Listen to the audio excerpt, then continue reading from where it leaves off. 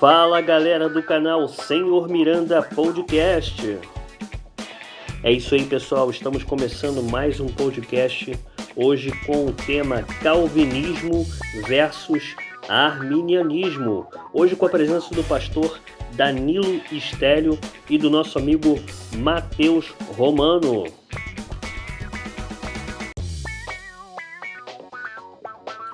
O pastor Danilo Estélio, nosso amigo, ele é pentecostal, arminiano, pastor auxiliar na Assembleia de Deus, Ministério Zona Norte de Macapá, bacharel em teologia e também bacharel em direito. Ele tem um canal no YouTube também, nós vamos deixar o link na descrição.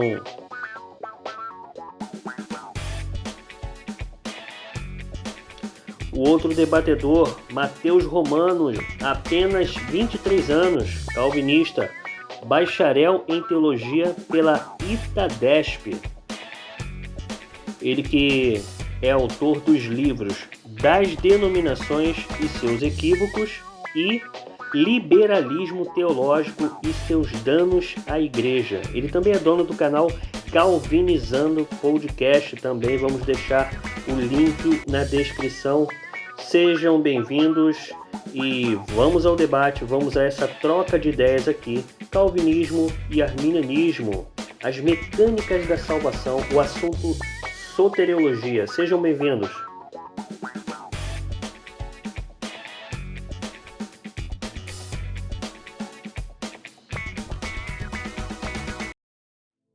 Graça e paz a todos, aqui quem fala é o pastor Danilo Estélio, Assembleia de Deus Ministério Zona Norte de Macapá, Convenção Comadezon.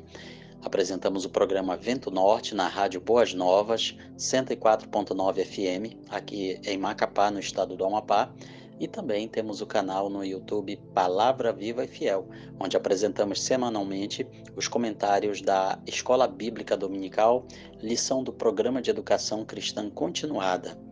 Também temos a página palavravivaefiel.blogspot.com, onde colocamos os materiais da Escola Bíblica Dominical em formato PDF para baixar e também colocamos alguns artigos evangélicos, comentários sobre determinadas passagens da Palavra de Deus. Obrigado, pastor Danilo, mais uma vez, seja bem-vindo. Um abraço para os irmãos da sua igreja, tá? Com todo carinho. E agora é com você, Matheus. Fala aí com o pessoal. Quem é Matheus? Fala aí um pouco sobre você e já vamos entrar aí no assunto. O pessoal tá querendo saber aí sobre calvinismo e arminianismo, né? Essa guerra aí que já dura tanto tempo, né? Mas vamos tentar aí falar de uma forma divertida, né? Descontraída e que a gente possa sair daqui sabendo um pouco mais sobre esse assunto tão complexo que é a soteriologia. Bom, eu gostaria de, primeiramente, agradecer a oportunidade de estar debatendo aí com o irmão, que é pastor, tem paz, Primeiramente, eu quero desejar sucesso e que Deus te abençoe, tá, meu irmão? Pastor Danilo, que Deus te abençoe. Deus abençoe seu ministério, Deus abençoe suas páginas, enfim, que vidas possam ser alcançadas e edificadas através do seu trabalho. Bom, eu sou Matheus Romano, tenho 23 anos, eu sou formado em teologia pela Itadesp, Apesar de eu ser calvinista, eu sou bacharel em teologia pela Assembleia de Deus. Eu tenho um podcast que eu posto algumas exposições, que é o Calvinizando Podcast, no YouTube. Quem quiser dar uma olhada aí, só pesquisar, sabe? Já tem podcast de eleição, de providência, de arrebatamento, de evangelismo, e pretendo estar fazendo mais podcasts, ok? E tá postando. Eu tenho um grupo de WhatsApp que chama Autodidata Cristão, que sempre que tem enquetes lá eu posto os meus comentários no meu canal do Telegram, de mesmo nome, Autodidata Cristão. Ok? Então é isso. Deus abençoe. Obrigado, Matheus. Muito obrigado pela presença, pela apresentação. Mais uma vez, seja bem-vindo. E eu gostaria de pedir que o pastor Danilo fizesse a primeira pergunta. Pode fazer a sua primeira pergunta para o debatedor Matheus Romano. A primeira pergunta seria: no início, o calvinismo era dominante entre as denominações protestantes europeias. Hoje, o calvinismo é minoria. A maioria é arminiana. Na sua opinião, quais seriam os motivos pelos quais o arminianismo se tornou a doutrina dominante no campo da soteriologia atual? Pastor Danilo, olha, parabéns, ótima pergunta.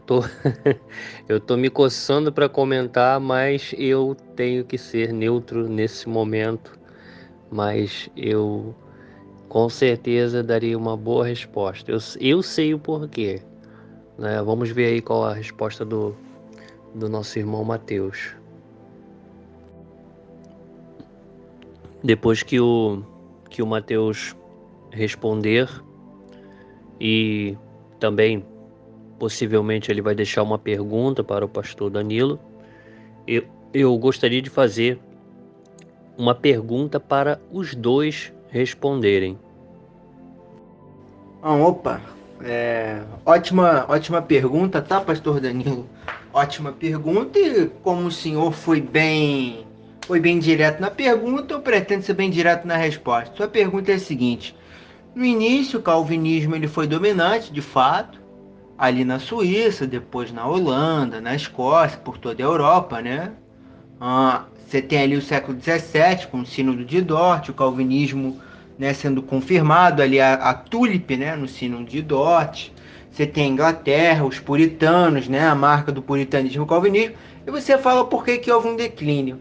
A questão é que do século XVIII em diante, a gente tem um movimento na Europa chamado Iluminismo.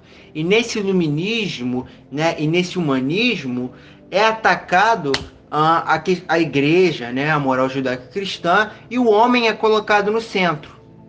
Entende? O homem é colocado no centro do universo. Ora, e o calvinismo, né, uma das suas principais características é a soberania absoluta de Deus sobre toda a criação, inclusive, né, os seres humanos. De modo que nada que acontece é a parte do decreto e a providência e vontade divina. Entende?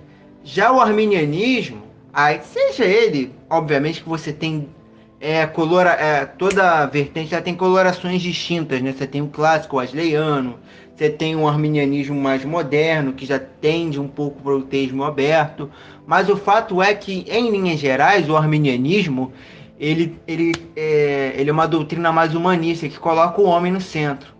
E como a nossa sociedade moderna e contemporânea devido a essa influência do iluminismo, tende a colocar mais o homem no centro, é natural que a doutrina que prega que Deus é soberano sobre tudo e todos tenda a entrar em declínio, e a doutrina que coloca o homem no centro de tudo tenda a ascender. Então é por isso, varão.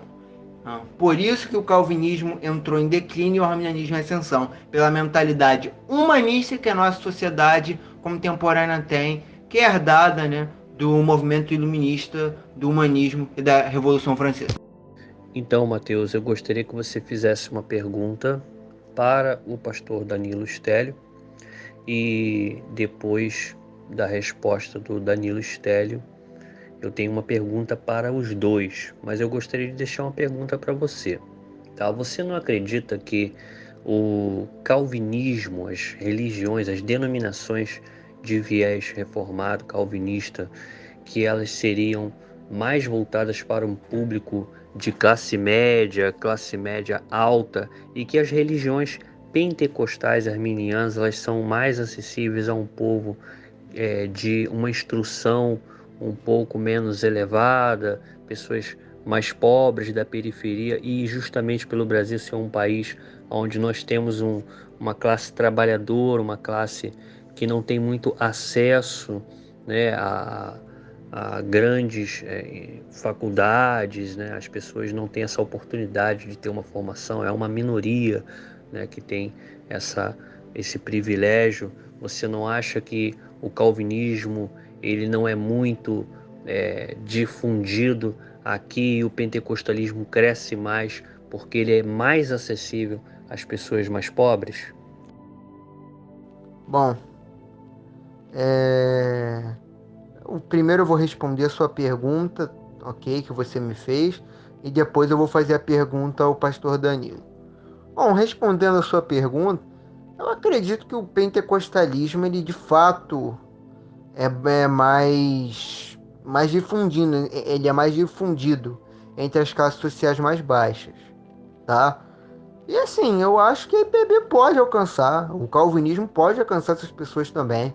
Agora, você tem que evangelizar, entende? Você tem que mandar missionário evangelizar, plantar igreja, entende?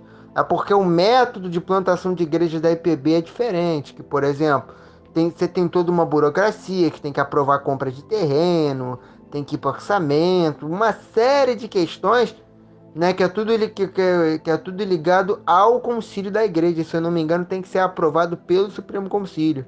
Então é uma coisa que demora mais. E nessa demora e burocracia, obviamente isso vai afetar no crescimento. Entende? Na Assembleia não. Na Assembleia parece que cada pastor tem uma autonomia, o cara aprova e constrói e acabou. Então eu acho que é uma questão mais administrativa. Entende? Que por isso, né, o pentecostalismo acaba crescendo mais e como consequência de crescer mais, ele atinge mais as camadas mais baixas, né, da população. Bom, pastor Danilo, agora eu vou lhe fazer a minha pergunta. Bom, você me fez uma pergunta de teor histórico e social sobre a questão do calvinismo e arminianismo. E a minha pergunta vai seguir essa mesma direção, que é para não sair aqui do cerne do debate, ok? Ao menos dessa nossa conversa inicial. Bom, a pergunta é a seguinte: no meio evangélico brasileiro, tá? Vou pegar aqui o nosso país como exemplo. O arminianismo é a visão soteriológica que domina as igrejas evangélicas, né? Seja o clássico, o wesleyano ou alguma forma aí de arminianismo ou sinergismo aí. A pergunta é a seguinte: o fato de vivermos numa sociedade humanista, ou seja, que tende a colocar mais o homem do que Deus no centro de tudo, de todos e da história, ajuda para que a teologia arminiana seja dominante no cenário evangélico? Essa é a pergunta que eu quero lhe fazer. Não, o motivo das Assembleias de Deus serem predominantemente ou quase totalmente arminianos é porque as Assembleias de Deus, os primeiros assembleianos, vieram de igrejas batistas. E as igrejas batistas, elas têm uma confissão de fé que se diz equilibrada entre calvinismo e arminianismo, mas que, em sua boa maioria, em sua maior parte, é arminiana. Já que da doutrina calvinista, dos 5 pontos do calvinismo, a teologia batista ela adota somente a perseverança dos santos.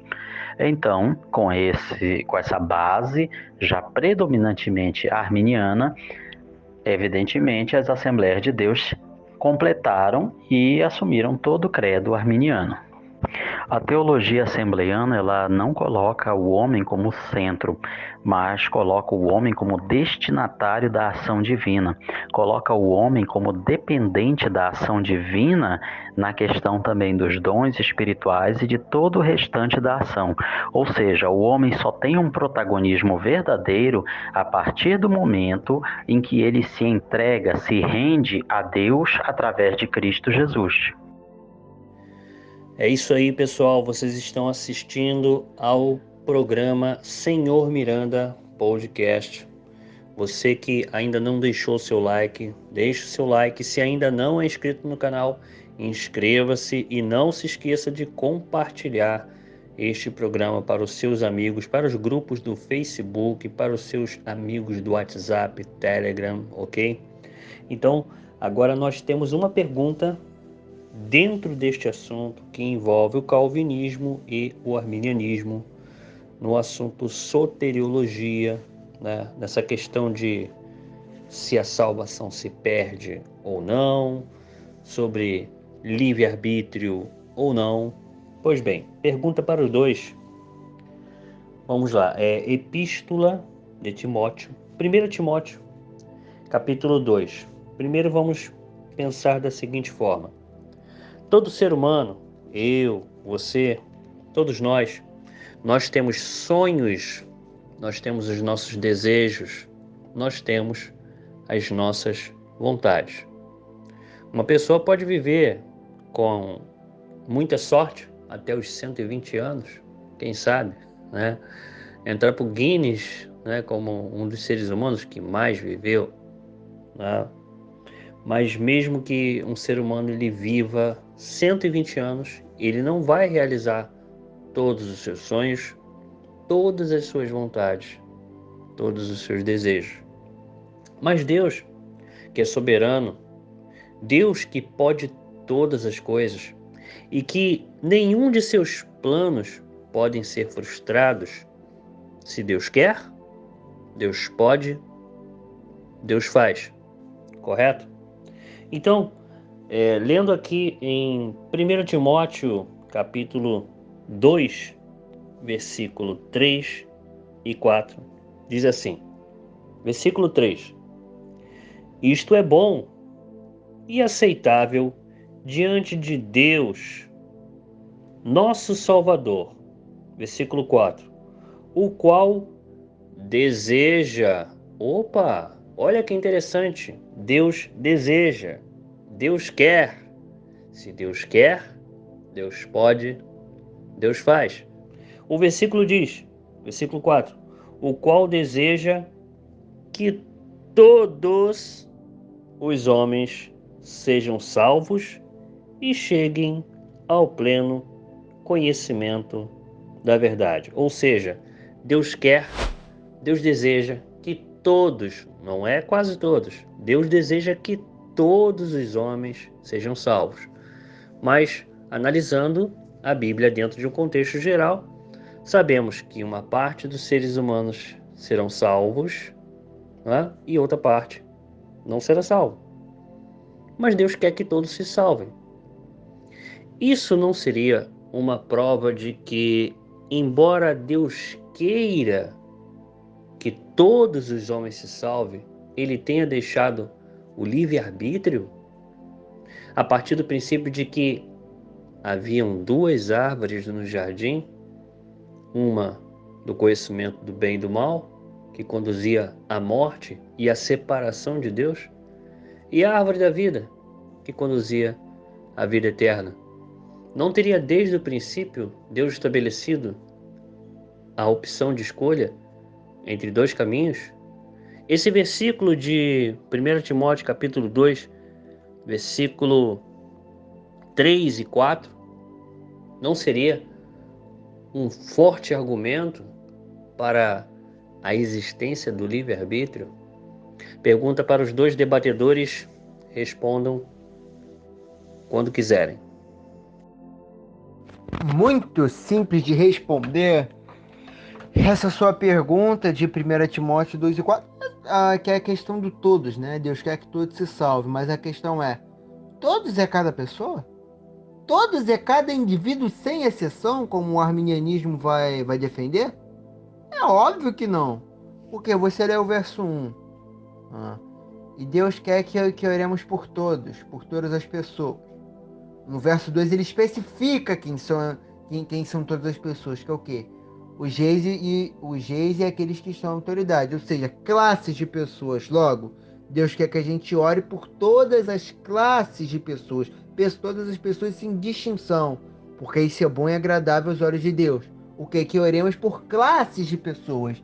Então, no verso 4, que está dentro do mesmo contexto, quando fala que ele morreu por todos, que Deus quer que todos sejam salvos, não é todos sem exceção, mas sim todos sem distinção, ou seja, pessoas de todas as tribos, raças, línguas e nações, certo? Tanto é que os vasos de honra, os predestinados à salvação, estão entre hebreus e gentios, Romanos 9, 21 a 24, ou seja, pessoas sem distinção e não sem exceção. Por quê? Porque para com Deus não há acepção de pessoas. E esse é o sentido também do termo acepção de pessoas. Na hora que Deus elegeu pessoas, a salvação e a perdição, Aspectos étnicos, nacionais e de gênero, por exemplo, não são levados em conta, mas sim única e exclusivamente a ação soberana de Deus na eleição e predestinação das pessoas.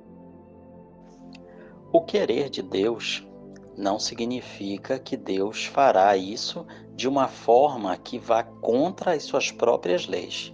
Então, se Deus coloca uma lei destacando o livre-arbítrio do ser humano, ele não irá contra essa lei. Então, para Deus não vale esse querer é poder. O querer de Deus é uma coisa, o poder de Deus é outra coisa. Deus pode tudo, menos aquilo que vai contra as suas próprias leis. Ele é fiel, ele não pode ser infiel. Então ele não vai contrariar as regras que ele mesmo colocou. Portanto, nada limita a Deus, a não ser Deus, a autolimitação divina. E o livre-arbítrio é parte disso, já que o livre-arbítrio é uma característica de Deus. Não é algo fora dele, vem dele. Deus tem o livre-arbítrio, já que ele poderia ter escolhido não criar nada, mas escolheu criar tudo. Então, se ele criar seres inteligentes sem livre-arbítrio, ele vai estar criando algo que é indigno, é imperfeito.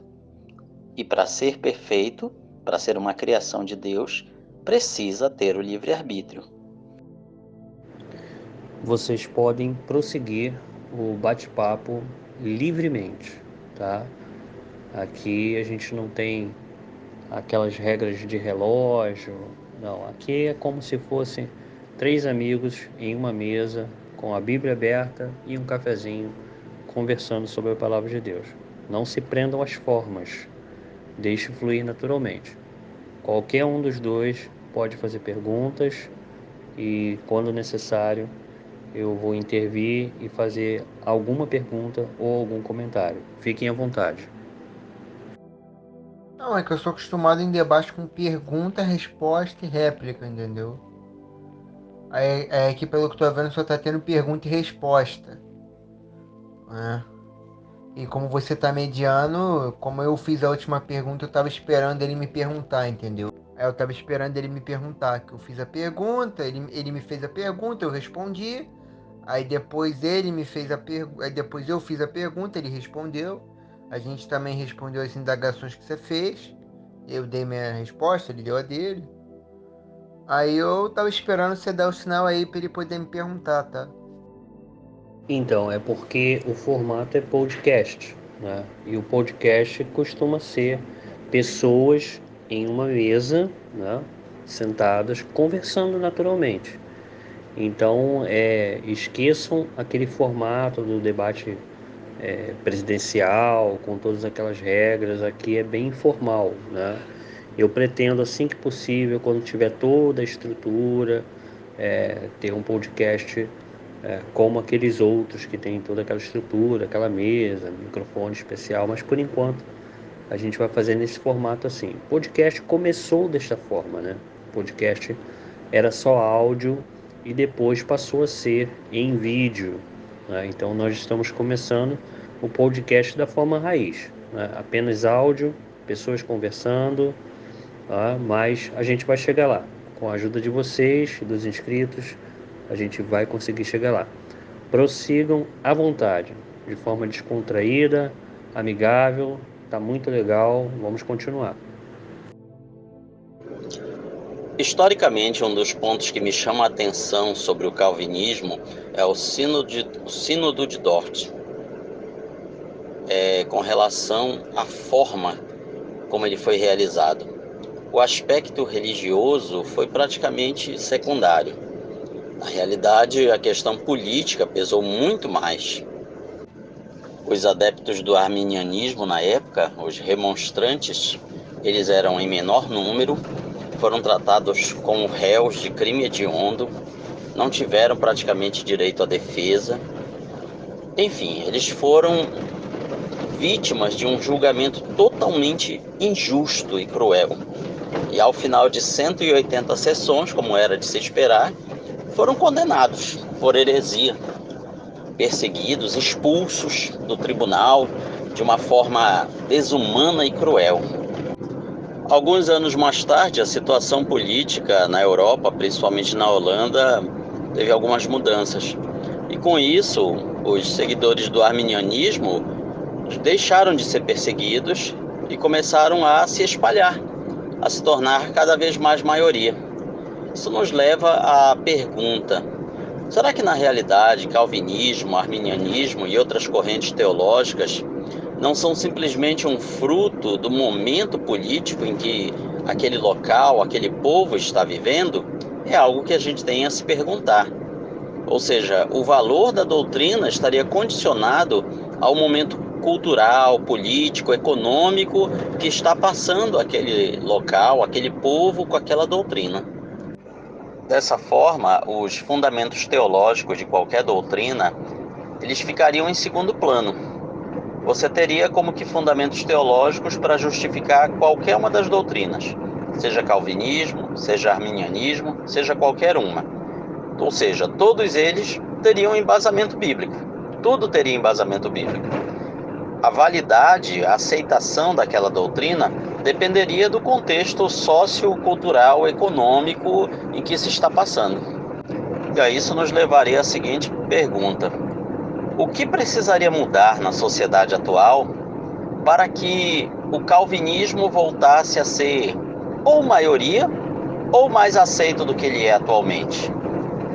As resistências que o calvinismo opõe às pessoas, as formas que as pessoas têm de não concordar com as ideias calvinistas, principalmente a predestinação, o que precisaria mudar na sociedade para que essas resistências diminuíssem ou não existissem mais? É uma reflexão que eu penso que é interessante. Pode acontecer do arminianismo voltar a ser minoria e o calvinismo maioria? Sim, pode acontecer. Mas o que precisaria acontecer para que esse evento se sucedesse? O que precisaria mudar na mente das pessoas para que o calvinismo voltasse a ser aceito como algo válido teologicamente, mais válido do que é atualmente? Outra reflexão: será que o calvinismo já não está mais espalhado mesmo nas denominações arminianas, de confissão arminiana, mais espalhado do que se pensa? Não digo como doutrina formalizada, mas em determinadas formas de pensamento, em determinadas pregações, em determinados louvores. Será que o calvinismo já não está mais espalhado do que se pensa? Então, pastor Danilo, você me fez basicamente 3 inquirições, tá? Eu pretendo respondê-las. Vou separar em áudio bonitinho. Primeiro, você perguntou a questão do contexto histórico, do Sínodo de Dort. Depois você pergunta o que a sociedade, o que deveria acontecer na sociedade atual para que o calvinismo seja mais aceito. E nesse último áudio o senhor tocou na questão na questão de que ainda que não como doutrina oficial, o calvinismo já estaria espalhado entre membros, de várias denominações, de cunho de confissão de fé arminiana. Bom, primeiro nesse áudio aqui eu quero tratar do ponto histórico. Você fala ali do Sínodo de Dort, que os arminianos foram perseguidos e tal, é verdade, tá? Isso aí é uma verdade histórica, né? É o que eu falo, a gente como cristão, a gente tem que estar sempre do lado da verdade e também a gente não pode negar os fatos, sabe?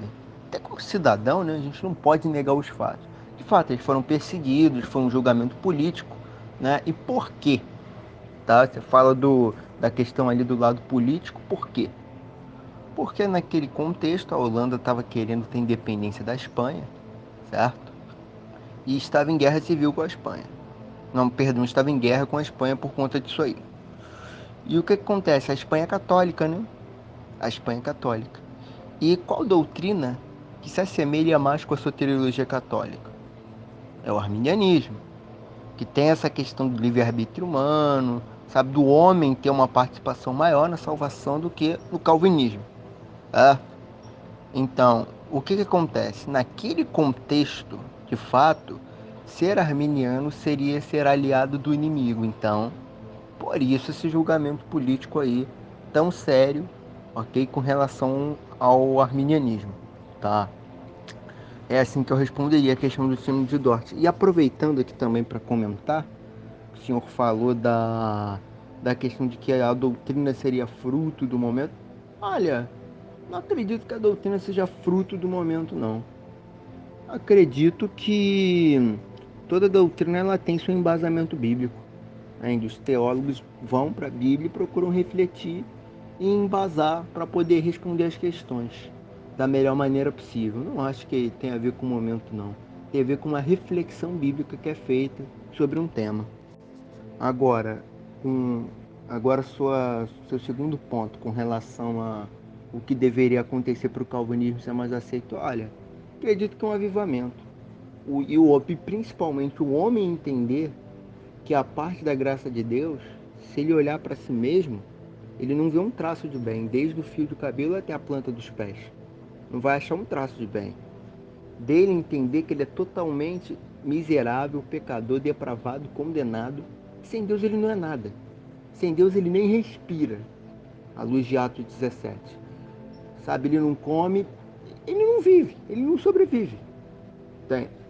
Acho que é o homem ter essa mentalidade da sua miserabilidade, da sua pequenez em comparação ao Deus soberano. Porque, assim, é fácil, né, a gente se achar super-homem ou mais ou menos que alguém. Quando a gente cria uma listinha de regras particular, e o ser humano, ele é assim, tá? De maneira geral, não estou falando aqui propriamente do pastor, do irmão Miranda, de mim, mas o ser humano, em linhas gerais, ele é assim. Né? Os irmãos aqui quero que concordem comigo nesse ponto. E o homem tende a se achar super-homem. Mas quando o homem entende que ele é pequeno e miserável, que ele é pequeno em relação ao Deus tão soberano e principalmente ao universo tão grande, né? Entende a sua pecaminosidade, eu acredito que aí ele vai começar a entender que comparado à majestade divina ele não é nada. E aí eu acho que quando a sociedade tiver essa mentalidade, essa antropologia, né, de que o homem é um maldito de um pecador e não é nada perante um Deus soberano, que tudo dá ao ser humano, até o ar que ele respira, eu acho que quando o homem tiver esse entendimento, aí o calvinismo vai passar a ser mais aceito. E outra, essa mentalidade tem consequências, como por exemplo, entender que a nossa salvação vem inteiramente de Deus, é Deus que elege, é Deus que se encarna através de seu Filho para morrer por nós, é Deus que manda as pessoas, que manda a igreja pregar o evangelho, é Deus que dá o dom de evangelista para o irmão, para ele ir lá passar várias adversidades para poder pregar e através da pregação o Espírito Santo trabalha e a pessoa crê, o eleito crê. É Deus quem preserva você para você não cair da graça, sabe? Ou seja, é tudo Deus na sua vida. Note, é sempre Deus. Entende? Então, quando o homem tiver essa mentalidade, o ser humano, a sociedade de maneira geral, de que Deus é que provê tudo e que o homem não é nada, além de um maldito pecador, e que tudo que ele faz de bom é devido à graça de Deus, soteriologicamente, pela graça ao vivo, que até em questão de habilidades, né? A questão que eu falei da provisão alimentar, né? Até de talentos naturais que as pessoas têm, isso daí também é fruto da graça de Deus, só que aí é graça comum, né? A gente tem que fazer uma distinção entre graça comum e graça salvífica ou eficaz, né? Então é assim que eu responderia, tá? O calvinismo, eu acredito que só vai ser mais socialmente aceito quando o homem entender a sua miserabilidade e dependência da soberania e majestade divina, certo? O dia que a sociedade tiver esse entendimento, aí o calvinismo predomina. Agora, seu último inquirimento é a questão de espalhar o... Olha, já está espalhado, sem dúvidas. O calvinismo já está espalhado, sim. Eu conheço pessoas da Assembleia que são pessoas que congregam até em igrejas batistas de conversões arminianas que são calvinistas também. Então, sim, ainda que não de maneira oficial, o calvinismo está espalhado, né? Entende? Tanto que até a Assembleia fez aí uma confissão de fé que é recente, né? Justamente para tentar combater esse avanço do calvinismo, né? Então, essa sua inquirição aí para mim é verdadeira, de fato. Ainda que não de maneira oficial, o calvinismo ele tem avançado. E eu acho isso uma coisa boa. sabe? Eu acho que é bom o homem ter esse entendimento de que Deus é soberano sobre tudo e todos, né? E nós, a parte da graça e providência divina, não somos nada e nem estaríamos vivos. Então, amigos, vamos aprofundar um pouco mais a navalha na carne e falar da pergunta principal. A pergunta mais polêmica entre calvinistas e arminianos. Uma vez salvo, salvo para sempre? Ou a salvação se perde? Pergunta para os dois. Sim, uma vez salvo, salvo para sempre. E aliás, para não falar que isso é uma doutrina calvinista, eu vou citar Armínio, tá? Eu vou citar o pai do arminianismo, tá? Nas obras de Armínio, que ele fala que ele, Cristo, né, os guarda de modo que não os deixa cair da graça. Isso está nas obras de Armínio, tá? É só você pesquisar aí que você vai ver, ok? E, assim, o fundamento bíblico para isso, João 10, 28 a 29, Romanos 8, 35 a 39, né? Romanos 8,30, quem Deus justifique, ele glorifique. Obviamente, ele sustenta a pessoa, né, na sua caminhada cristã para que ela não caia da graça. O texto de João 10 aí que eu já mencionei fala que o pai dá as ovelhas a Cristo e ninguém pode arrancar da mão de Cristo, e maior é o pai e ninguém pode arrancar as ovelhas, ou seja, os crentes, né, que são eleitos por Deus, das mãos do pai, né? Então o próprio que se opõe a essa ideia de perda de salvação. Romanos 8, Paulo ele lista uma série de situações que poderiam separar nós, os crentes, do amor de Deus.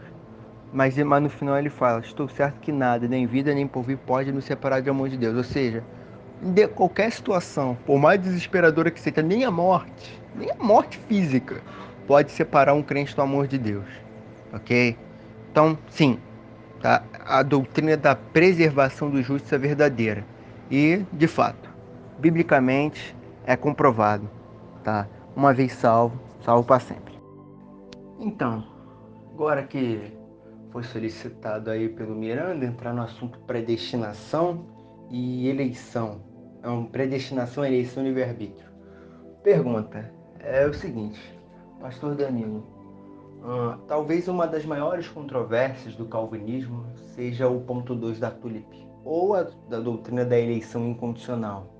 E eu, como supralapsariano, defendo a eleição e predestinação para a salvação e para a perdição, ou seja, Deus predestina pessoas ao céu e pessoas ao inferno, tá? Essa visão que eu defendo. A pergunta que eu quero lhe fazer é o seguinte, a eleição, né, para a salvação e perdição, no seu ver, seria injusta? Deus seria injusto por escolher uns ao céu e outros ao inferno? E essa eleição faz de Deus um tirano que brinca com as almas, né? Como frequentemente a gente vê várias pessoas, né, de confissão arminiana e outras formas de sinergismo acusarem o calvinismo. O senhor concorda com essa visão? De que a eleição incondicional faz de Deus, torna Deus injusto, né, fazendo acepção de pessoas, e torna ele um tirano que brinca com as almas, tá? Aguarda aí a sua resposta quanto a isso.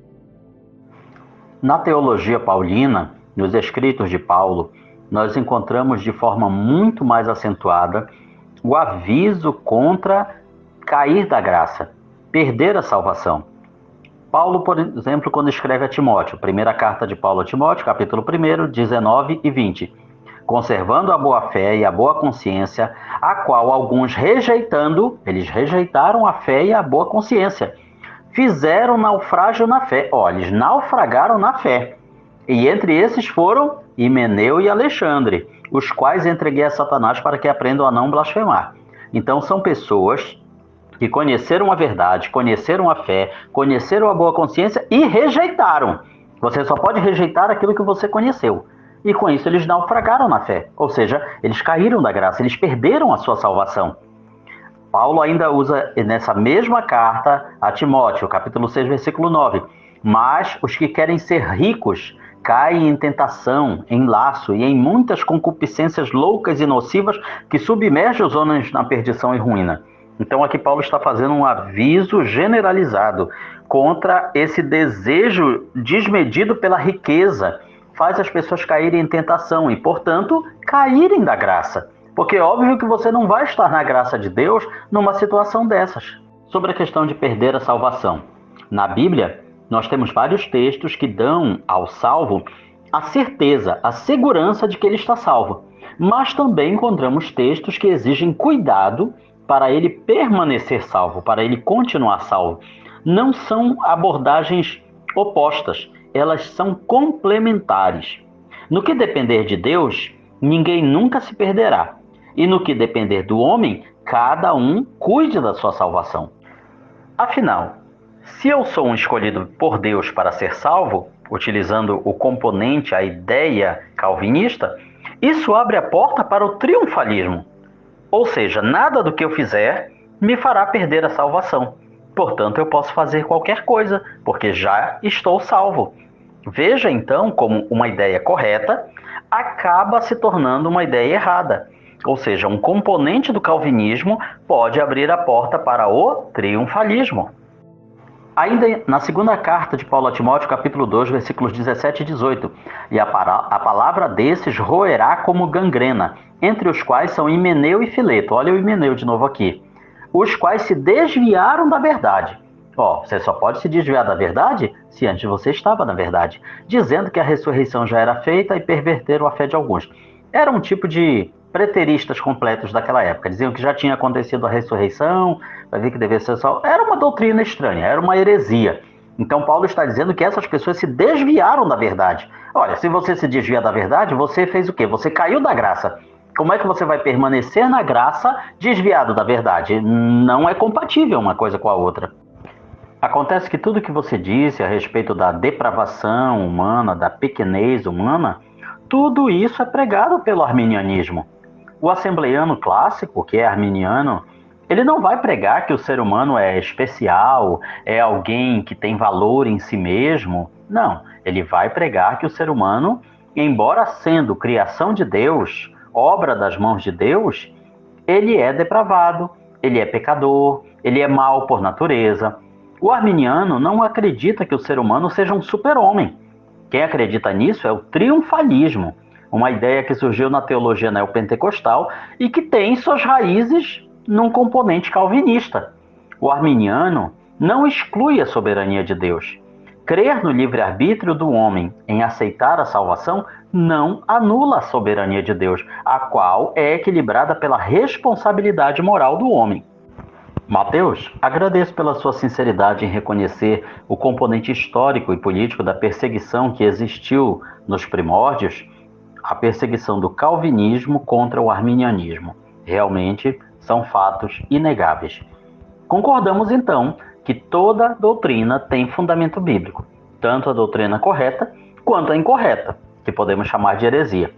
Ou seja, temos que concluir que não é pelo fato de alguma doutrina ter fundamento bíblico que ela estará correta. Afinal, como você disse, e nesse ponto concordamos, toda doutrina vai ter fundamento bíblico, inclusive as heresias. Então é correto dizermos que toda heresia tem fundamento bíblico. Tudo terá sempre fundamento bíblico. Sobre a questão da queda da graça, vamos lembrar o que Armínio escreveu no seu tratado Certos Artigos a serem diligentemente examinados e ponderados. Ele disse o seguinte: Adão não caiu por decreto de Deus, nem por estar destinado a cair, nem por ter sido deserdado por Deus, mas caiu por mera permissão de Deus. Essa permissão não está subordinada a nenhuma predestinação, nem a salvação ou morte. Pertence ao terreno da providência divina, que é diferente e oposta à predestinação.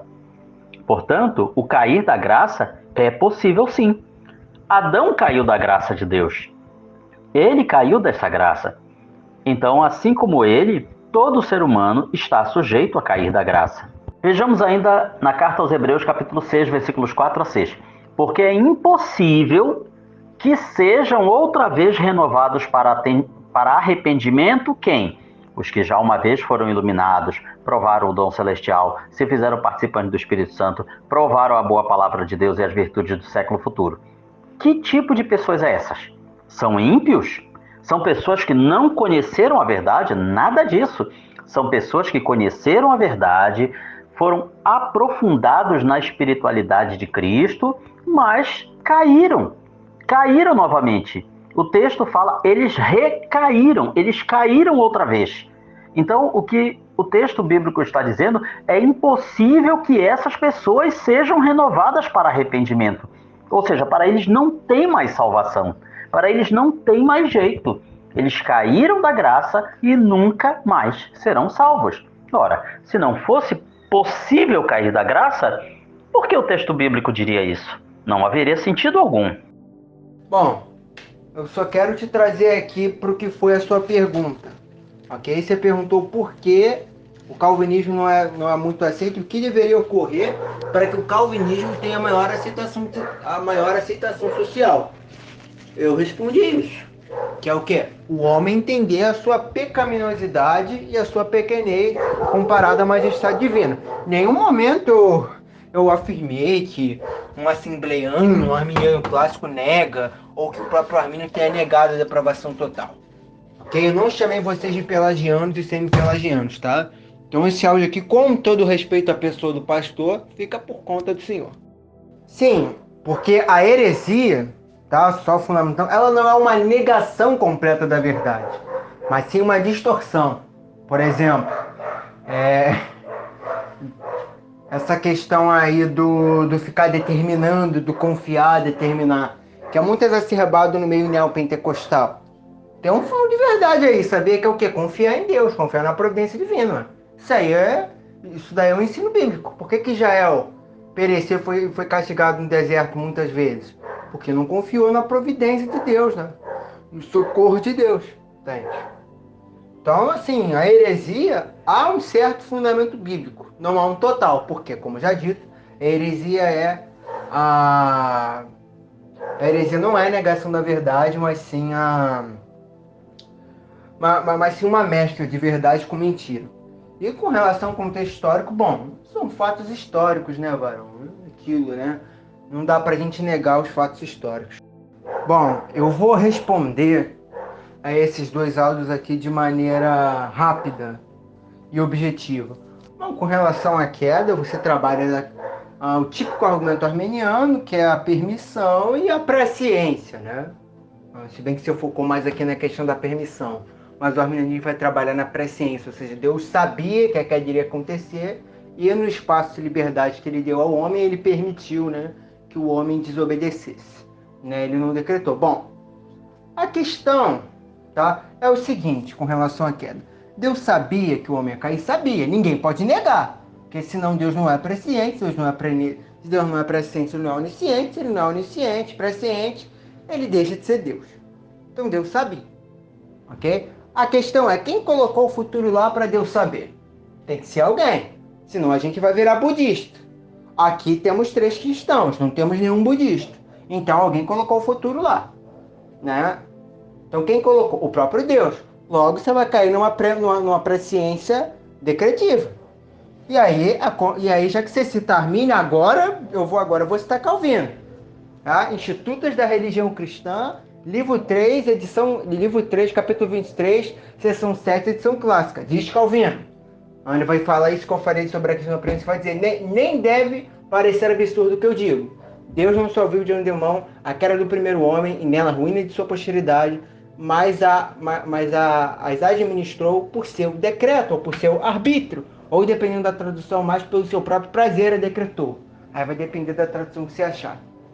Ok? Então é assim que eu vejo a questão da queda, como decreto e não como permissão. Até porque, até se a gente for pela permissão, isso não isenta Deus de nada. Porque ele sabia e permitiu. Pergunta, poderia não permitir? Poderia. Por que permitiu poder? Porque ele permitiu podendo não permitir. Então assim, né, com todo o respeito, vocês tentam apelar aí, né, muitas das vezes para a questão da queda, a questão do mal, né, para a questão de permissão, mas assim, isso não isenta Deus de nada, ok? Bom, com relação ao cair da graça que você menciona, é típico, né? É típico o seu argumento. Hebreus 6, 2 Pedro 2, versos 20 a 22 e Hebreus 10, né? Mas o principal argumento é Hebreus 6. Tá? Até alguns vão estar 1 Coríntios 10 e 12 e outros textos, mas o principal é Hebreus 6.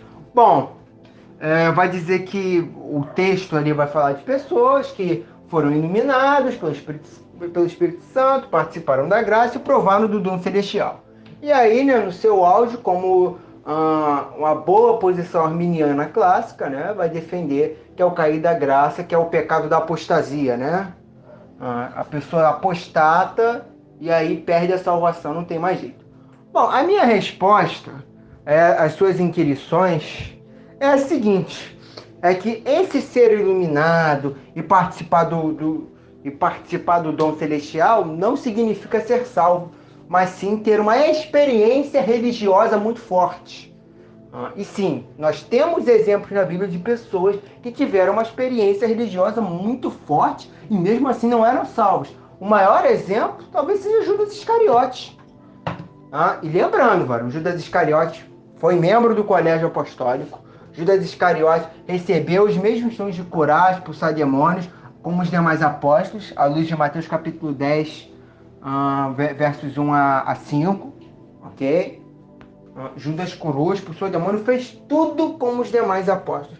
Entretanto, Jesus o chama de diabo, à luz de João 6, 70 a 71, e chama ele de filho da perdição, e na sua oração sacerdotal em João 17, 9 a 12. Então note, Judas Iscariotes prova que o meu argumento é verdadeiro e bíblico. Ou seja, é possível uma pessoa ter uma experiência religiosa tremenda e mesmo assim não ser salvo. Só você vê do próprio Judas Iscariotes. Foi apóstolo, viu o Messias, conviveu com o Messias, né? Viu o Deus homem, recebeu os mesmos dons, né? Os mesmos dons ali de curar, expulsar demônio, operar milagres, maravilhas, como os demais apóstolos. Mas, mesmo assim, mesmo tendo participado de todas essas coisas, juntamente com os demais, ter visto o Messias, o Deus homem, o Deus encarnado, junto com os demais, ainda assim a Bíblia o descreve como ímpio, como réprobo. E é desse tipo de gente que Hebreus 6 e Hebreus 10 trata. Ou seja, pessoas que tiveram uma experiência religiosa muito forte, certo? E não de pessoas salvas, né, que perderam a salvação. Até porque, só para terminar aqui, o apóstata na Bíblia não é tratado como alguém salvo que perdeu a salvação, mas sim como alguém que nunca foi salvo. Como está escrito, e João corrobora em 1 João 2,19. Saíram de nós porque não eram dos nossos, porque se fossem dos nossos, teriam permanecido conosco. Ou seja, o apóstata, quando ele sai, ele só mostra. Fica evidente para todos, para todo crente, que ele nunca foi salvo. Okay? Porque o apóstolo na Bíblia, repito e vou encerrar aqui, não é alguém que era salvo e perde a salvação. Mas quando ele apostata e nunca mais volta, essa é a prova cabal de que ele nunca se converteu.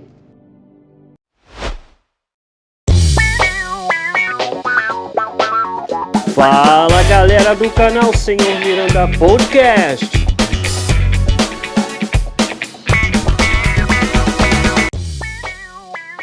Já acabou? Poxa vida, acabou, pessoal. Infelizmente, estourou o nosso horário, tá? Eu queria dar os parabéns ao pastor Danilo Estélio, tá? Vamos deixar aqui na descrição, tá? O link do canal do pastor Danilo Estélio, nosso irmão Mateus Romano, um garoto novo, tá?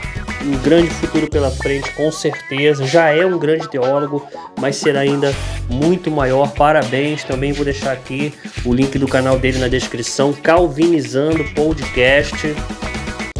Pessoal, a gente com certeza vai marcar um outro encontro entre essas duas feras, tá? Muitas coisas a gente gostaria de ter falado, mas o tempo passou rápido demais, né? E a gente poderia ter falado sobre muitas outras coisas. Eu vou fazer as últimas perguntas e nós já vamos para as considerações finais, ok? É isso aí, ouvintes, é isso aí. Pastor Danilo Estélio e irmão Mateus Romano. Nós vamos agora para as últimas perguntas, tá? A primeira encontra-se em Romanos, capítulo 9, versículo 17, que diz assim: Porque a Escritura diz a Faraó: Para isto mesmo te levantei, para mostrar em ti o meu poder e para que o meu nome seja anunciado por toda a terra. Eu tenho certeza que os dois, como teólogos, conhecem todo o contexto do capítulo 9 de Romanos.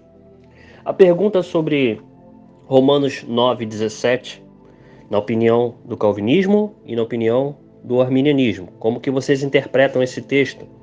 Teria sido Faraó predestinado por Deus para sofrer todos aqueles 10 flagelos enviados sobre o Egito, aonde cada uma das pragas do Egito humilhou uma divindade do Egito, e também para morrer sem se arrepender, porque sabemos que Faraó ele não se converte ao Deus de Israel, né? Porque naquele período, antes da graça, quando um gentio ele se convertia ao Deus de Israel, ele passava pela circuncisão, ele se tornava judeu e passava a obedecer os mandamentos. A pergunta é: Faraó foi predestinado como um filho da perdição? Pergunta de número 2. João capítulo 17, versículo 12. Jesus diz assim, né, na oração sacerdotal, sem dúvida, uma das orações mais lindas de Jesus, onde ele ora não só pelos discípulos, mas ora por nós, ele ora por aqueles que pela tua palavra iam de crer, né? É uma passagem muito bonita. E aqui no versículo 12, Jesus ele diz o seguinte: quando eu estava com eles, ou seja, os discípulos, guardava-os no teu nome, que me deste, e protegi-os, e nenhum deles se perdeu, exceto o filho da perdição, para que se cumprisse a Escritura. Como que o calvinismo e o arminianismo enxergam essa passagem? Então quer dizer que os 11 discípulos eram eleitos para a salvação e Judas seria um exemplo de um filho da ira, um predestinado à perdição? Então quer dizer, existem os filhos da ira e existem os predestinados? Como que o calvinismo e o arminianismo enxergam esta passagem? Respondam à vontade, sem pressa, tá? E depois a gente já vai para as considerações finais. Bom, respondendo essa primeira pergunta, a pergunta foi direta e reta e minha resposta vai ser direta e reta. Sim, Faraó foi predestinado por Deus, né, a não se arrepender, tanto é que a Bíblia é clara, fala no livro de Êxodo que Deus endureceu o coração do Faraó, Êxodo 7, versos 2 a 3, e se eu não me engano, no Êxodo 4 fala sobre isso também, tá? De que Deus endureceu o coração do Faraó, e sim, Deus endurece, Deus amolece, né? Alguns podem até argumentar, mas Faraó já tem um coração duro, assim como todo homem. Fato, Faraó tem um coração duro, mas o apóstolo Paulo também tinha. E Paulo foi salvo, né? Cristo apareceu para ele e o salvou ali no caminho de Damasco, na estrada para Damasco. E Faraó não. E aí? E o apóstolo Paulo perseguia a igreja, consentiu na morte de Estevão. Se você ler Atos 7 e Atos 8, 1 a 3, principalmente, você vai ver isso aí. Entende? Então sim, Deus endureceu o coração de Faraó e predestinou ele a ser um filho da ira. Tá? E com relação a Faraó ter endurecido Faraó, ele endurecido Faraó, né? E levantado ele para se mostrar como o único Deus verdadeiro, né? Naquele contexto politeísta da mitologia egípcia, sim, de fato. Tá? O texto que o irmão leu aí é claro, fala por si só, né? E é isso, a gente tem que aceitar o que está na Bíblia, sabe? Deus endureceu o Faraó e levantou ele com o propósito de mostrar, através da sua dureza, que as divindades, né, egípcias são falsas e ele, o Criador Yahu, ok? É o único Deus verdadeiro que criou e sustenta todas as coisas.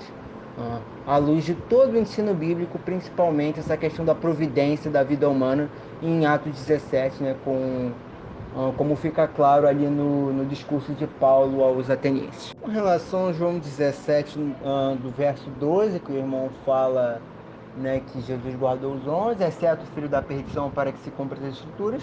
Sim, se Judas era um filho da perdição e os outros 11 eram predestinados à salvação, né? No caso, Judas Iscariote, o vaso de desonra, e os demais 11 apóstolos falam de honra, sim, é isso mesmo, né? Deus predestinou os homens ao céu e Judas Iscariote ao inferno, vasos de honra e desonra. Romanos 9, né, 21 a 24, e 2 Timóteo 2, 20 a 22, né, que vai falar que numa casa vasos de prata e de barro, ou seja, vasos de honra e desonra predestinados ao céu e ao inferno, ok? Antes da fundação do mundo, incondicionalmente. E com relação ao texto que o irmão cita de João 17:2, é isso mesmo. O texto fica claro, sabe? Mais uma vez, é o que está na Bíblia, é o que a Bíblia diz. Não posso fazer, se as pessoas não gostam, não posso fazer nada. A gente tem que crer nisso pela fé. Meu amigo Matheus Romano, meu grande amigo, eu tenho apoiado aí o seu canal, torço muito por você, viu? Sei que seu canal tá começando, pessoal. Vamos dar uma força aí pro Matheus Romano, ele tá com um canal novo aí. Quem ainda não é inscrito, se inscreva no canal. O canal tá começando, tá nascendo, a gente tá dando apoio a esse canal. Matheus Romano, quais são as suas considerações finais, tá? E quais são as suas redes sociais? Como que a gente faz para entrar em contato com você, para te seguir no Facebook, Telegram, TikTok? Fala com a gente aí. Bom, primeiramente eu queria agradecer a você, tá, Miranda, por estar me apoiando aí no meu canal. De verdade, você tem me ajudado muito. Queria também agradecer a oportunidade de estar participando aqui no debate, de, né, poder ter essa conversa proveitosa com o irmão Danilo, né? Agradecer a você pela sua boa vontade de criar o grupo, organizar todas as condições para que esse debate muito produtivo pudesse vir a ocorrer, certo? E as minhas considerações finais é que, assim, a Bíblia mostra um Deus soberano sobre toda a história humana e sobre todos os acontecimentos da vida humana. Sabe, Deus predestinou tudo e controla tudo, desde os trovões, fenômenos naturais, é Deus que alimenta as aves, sabe, é Deus até que nos alimenta, conforme Jesus fala em Mateus 6,33, sabe, é Deus que nos dá até o ar que respiramos, entende? Mais uma vez eu cito o discurso de Paulo aos Atenienses, leia aí Atos 17 na sua Bíblia que você vai ver, entende? É Deus que está no controle de tudo, até de Satanás e seus anjos. A gente pode ver isso no livro na história de Jó e também, se eu não me, no livro dos Reis, quando, quando fala lá, né, o espírito enganador, né, e Deus fala, né, vá, você será espírito enganador e enganará a boca dos profetas em remotos Gileade, ou seja, Deus controla até os demônios. E obviamente que também está no controle de Deus a salvação do homem, ou seja, Deus predestinou pessoas ao céu ou ao inferno, à luz de Efésios 1, né, Romanos 9, Romanos 8, entende? E no momento certo Deus chama essas pessoas, à luz de Gálatas 1,15, por exemplo, entende? E Atos 16,14. Então, assim, a Bíblia mostra um Deus soberano sobre tudo e todos, sobre a história, inclusive a salvação humana, tá? E fica claro o calvinismo na Bíblia, ao meu ver, ok? E essas são as minhas considerações finais. E agora, para terminar, o irmão perguntou as minhas redes sociais. Bom, quem quiser entrar em contato comigo, pode estar entrando em contato pelo Instagram, mateus.romano99, ok? Pode estar seguindo, pode entrar em contato comigo pelo Facebook, só digitar Matheus Romano que vai aparecer lá. Até na minha foto eu tô com um casaco azul da Itália, tá? Irmãos podem estar entrando em contato comigo. Tem meu número de WhatsApp, né? 968807979. Quem quiser passar mensagem aí no WhatsApp, fica à vontade. Inclusive, eu tenho Telegram, né? Você salvou no WhatsApp já. Se caso você tenha o Telegram baixado, vai aparecer lá os meus contatos, né? Irmãos aí que, né, obviamente me adicionarem no WhatsApp podem estar me vendo podem estar me acionando no Telegram também, certo? E essas são as minhas redes sociais, né? Quem tiver interesse para entrar em contato comigo. E queria pedir também para se inscreverem no meu canal, Calvinizando Podcast, se inscreverem, né, no canal do irmão Miranda, né, e no canal do irmão Danilo aí para dar uma força, tá? É isso que eu tenho para falar. E mais uma vez aí, muito obrigado ao irmão Miranda por estar mediando e proporcionando as condições para que o debate venha a ocorrer. E agradecer também ao irmão Danilo pela disponibilidade, né, de estar debatendo. Ok? Então, paz de Cristo a todos e forte abraço. Sobre a questão de Faraó, não houve predestinação individual. Afinal, se não fosse aquele faraó a resistir às ordens de Deus através de Moisés, seria outra pessoa. O que aconteceu foi que Deus entregou o faraó ao seu próprio sentimento arrogante, prepotente, rebelde a Deus e opressor do povo de Israel. Basta a gente lembrar que desde a primeira vez que Moisés foi falar com o faraó para libertar os israelitas, a resposta carregada de soberba desse rei foi: quem é o Senhor para que eu atenda a voz dele e deixe Israel partir? Não conheço o Senhor, nem deixarei Israel partir. Está em Êxodo capítulo 5, versículo 2.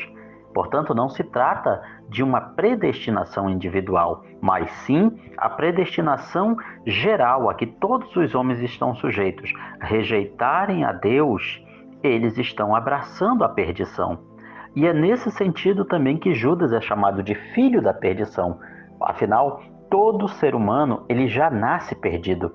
Ele não se perde, ele já nasce perdido. Judas teve a maior oportunidade de salvação de todas. Afinal, durante 3 anos, ele conviveu com o Salvador em pessoa.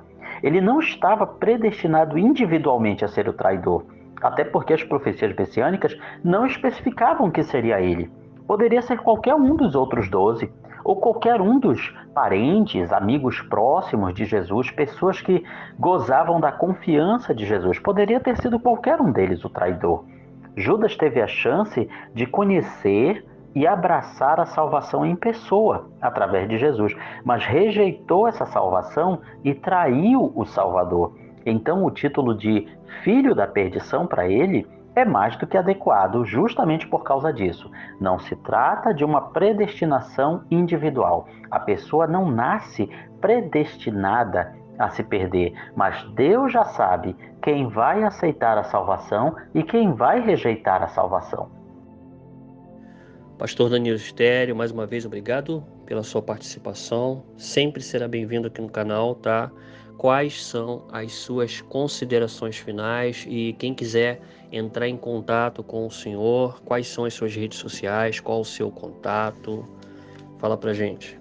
Como considerações finais, eu agradeço a todas as pessoas que estão neste momento a nos escutar, que aquilo que nós transmitimos nesses poucos minutos possa servir de edificação espiritual para a sua vida e reforçar a sua fé e a sua confiança no Salvador.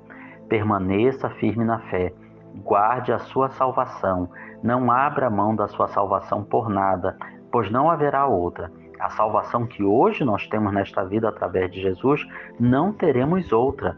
Não teremos outra chance em outra vida. É aqui e agora que nós decidimos o nosso destino eterno. Agradeço também ao Luciano aí por essa maravilhosa ideia, essa ótima oportunidade que temos de compartilhar um pouco daquilo que temos lido e aprendido da Palavra de Deus. Agradeço ao Mateus Romano também pelo excelente debate, pelo excelente nível e que Deus abençoe a todos em nome de Jesus. Agora, eu gostaria de encerrar com uma oração. Senhor Deus, te agradecemos pela oportunidade, Senhor, de poder estarmos aqui, independente das nossas divergências teológicas. Senhor, não temos todo o conhecimento, Senhor, e não importa quem está certo ou quem está errado, porque todo o conhecimento e toda a sabedoria pertencem ao Senhor, como está escrito. As coisas reveladas pertencem a nós e aos nossos filhos, mas os mistérios pertencem ao Senhor. Então não importa a mecânica da salvação, se somos calvinistas ou se somos arminianos. O importante é que um dia todos nós estaremos juntos à sombra da árvore da vida na eternidade. Abençoe a cada um dos nossos ouvintes e que esta mensagem possa chegar a milhares de pessoas, Senhor. Te agradecemos em nome do nosso Senhor e Salvador, Jesus Cristo. A Ele pertence a glória, a honra e o louvor para todo o sempre. Amém.